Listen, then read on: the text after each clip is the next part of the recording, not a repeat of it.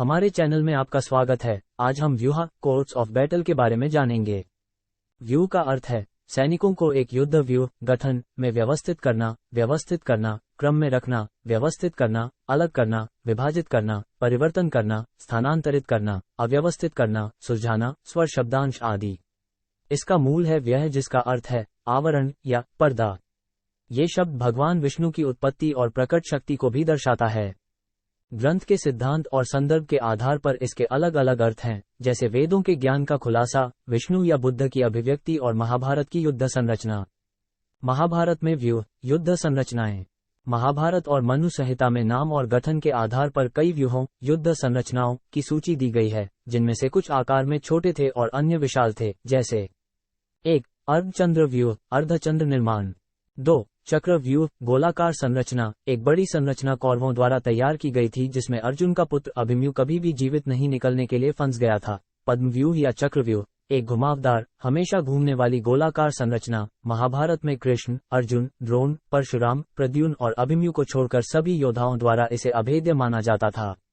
अभिमन्यु ने सुभद्रा के गर्भ में संरचना में सेंध लगाना तो सीख लिया था, लेकिन उससे बाहर निकलना नहीं सीखा था और महाभारत युद्ध के दौरान अंदर फंस गया था। 3. गर्भ व्यूह गर्भ के आकार का गठन। 4. मकर व्यूह मगरमच्छ निर्माण। कुरुक्षेत्र युद्ध में भीष्म द्वारा अपनाया गया। 5. मंडल व्यूह आकाशगंगा निर्माण। 6. ऊर्मी व्यूह समुद्र निर्माण। 7. शकट व्यूह गाड़ी के आकार का गठन। 8. सर्वतभद्र व्यूह भव्य गठन। 9. सूची व्यूह सुई के आकार का गठन। 10. शेना व्यूह जिसे गरुड़ व्यूह भी कहा जाता है, ईगल गठन।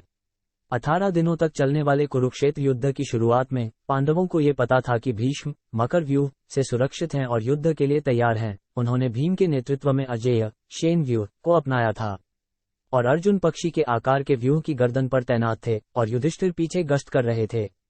11. वज्र व्यूह योद्धाओं की 3 गुना बड़ी संरचना थी। वज्र रचना चक्रव्यूह के बाद सबसे कठिन और कठिन।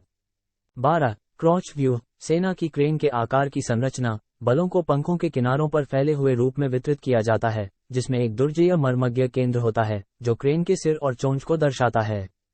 13. सर्प व्यूह घुमावदार सांप संरचना। 14. शूक व्यूह सुअर गठन। 15. कूर्म व्यूह कछुआ गठन। 16. सिंह व्यूह सिंह गठन।